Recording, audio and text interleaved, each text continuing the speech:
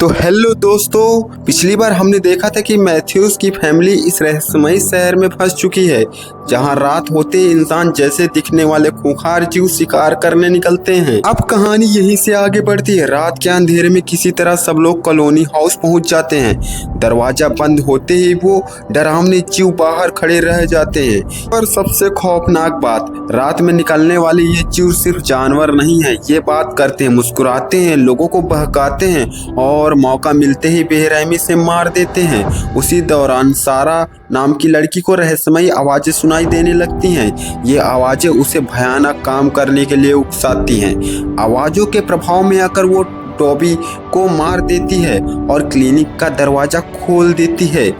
बस फिर क्या था, कई लोगों को मौत के घाट उतार देते हैं। केनी के बूढ़े पिता भी इस हमले में मारे जाते हैं। केनी टूट जाता है, लेकिन यही इस कहानी की शुरुआत थी। अगले दिन फादर कैथरी नए लोगों को शहर में घुमाता है। तभी वो उन्हें एक अजीब सी जगह दिखाता है, द बॉक्स, एक लकड़ी का बॉक्स जहां अपराधी को रात भर बंद कर दिया जाता है, मतलब सीधे मौत या सजा मिलने वाली होती है।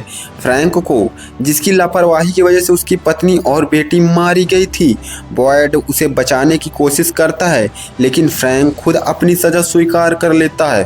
रात आती है, फ्रैंक को बॉक्स में बंद कर दिया जाता है। खड़े मुस्कुराते हुए राक्षस धीरे धीरे उसकी तरफ बढ़ने लगते हैं। इसके बाद कहानी और रहस्यमयी हो जाती है।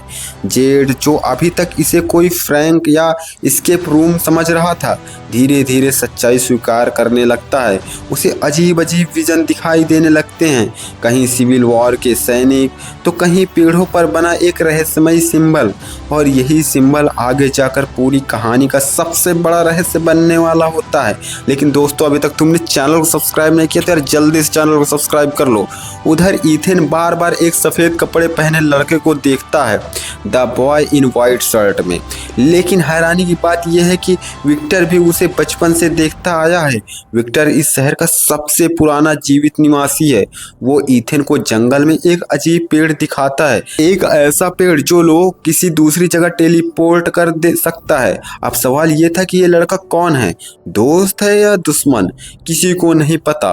उधर सारा को फिर से आवाजें सुनाई देती हैं। इस बार आवाजें उसे ईथन को मारने के लिए कहती हैं। सारा ईथन को खत्म करने निकलती है, लेकिन उसका भाई नथान बीच में आ जाता है। दोनों के बीच संघर्ष होता है और गलती से नथान की मौत हो जाती है।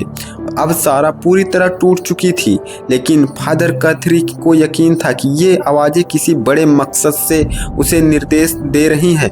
इसी बीच जिम और जेड शहर से बाहर संपर्क करने का रास्ता खोजने लगते हैं। दोनों मिलकर एक बड़ा रेडियो टावर बनाने की योजना बनाते हैं। उन्हें लगता है कि अगर बाहरी दुनिया से संपर्क हो गया तो शायद हम लोग लौट सकेंगे, लेकिन शहर जैसे उनकी हर कोशिश को नाकाम करना चाहता था। एक और खतरनाक घटना घटती है। केविन नाम का एक आदमी एक महिला राक्षस के प्यार में पड़ जाता है। आपने सही सुना, वो रोज उससे खिड़की पर बात करता था और एक रात प्यार में अंधा होकर खिड़की खोल देता है। बस यही उसकी सबसे बड़ी गलती बन जाती है। महिला राक्षस अंदर आती है, केविन को मार देती है और फिर बाकी सारे राक्षस भी कॉलोनी हाउस में घुस जाते हैं। पूरा घर चीखों से गूंज उठता है, लोग भाग रहे हैं, मर रहे हैं और हर तरफ अफरा तफरी मच जाती है। किसी तरह जूली और विक्टर जंगल की तरफ भाग निकलते हैं। विक्टर उसे एक ट्री में जाने को कहता है। जूली डरते डरते अंदर जाती है और अचानक गायब हो जाती है। वो सीधे एक रहस्यमय तहखाने में पहुंच जाती है। दूसरी तरफ बॉयड और सारा शहर छोड़कर जंगल के अंदर गहराई तक जाने का फैसला करते हैं। जंगल में उन्हें पेड़ पर लटकती हुई सैकड़ों बोतलें मिलती हैं। हर बोतल के अंदर अलग अलग साल लिखे हुए हैं कागज में, कुछ इतने पुराने कि 1800 के दशक के हैं। मतलब ये शहर सदियों से लोगों को निगलता आ रहा था।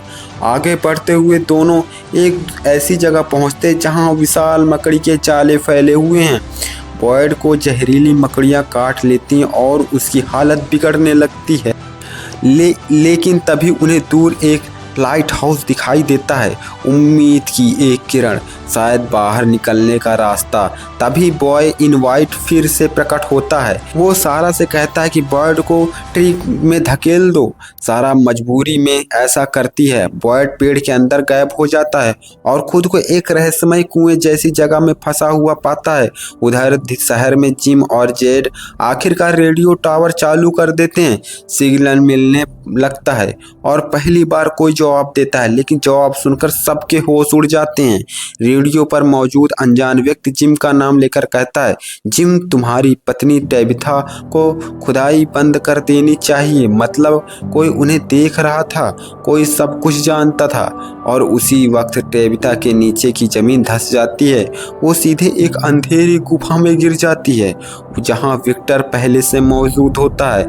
विक्टर डरते हुए कहता है, चुप रहो, चुप रहो, यही वो जगह है जहां रात के राक्षस सोते हैं। और दोस्तों, यही इसी भयानक मोड़ पर सीजन 1 का अंत होता है। लेकिन असली झटका अभी बाकी था, कि जैसे ही सब कुछ शांत होता है, एक बड़ी बस शहर में प्रवेश करती है और उसके अंदर बैठे लोग अभी तक नहीं जानते कि वो अपनी ज़िंदगी का सबसे भयानक दुष्परिणाम देखने वाले हैं। तो अगर स्टोरी को पूरा ख़त्म करना चाहते हैं तो नेक्स्ट वीडियो मिलेंगे सीज़न 2 के साथ। लेकिन उससे पहले आप दोस्तों चैनल को ज़रूर सब्सक्राइब कर देना। मिलते हैं अगले नेक्स्ट वीडियो में।